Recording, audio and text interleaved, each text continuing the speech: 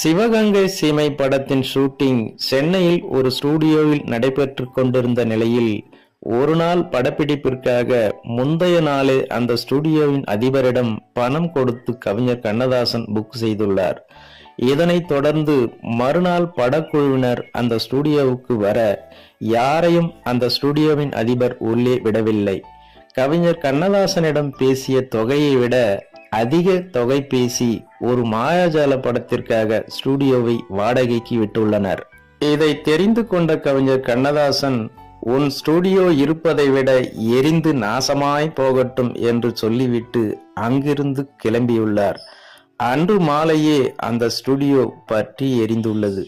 இந்த சம்பவத்தை அருகிலிருந்து பார்த்த இசையமைப்பாளர் MS விஸ்வநாதன் பதறி அடித்து கொண்டு ஓடிப்போய் கவிஞர் கண்ணதாசனிடம், அண்ணே, தயவு செய்து வாய் தவறி கூட இனிமேல்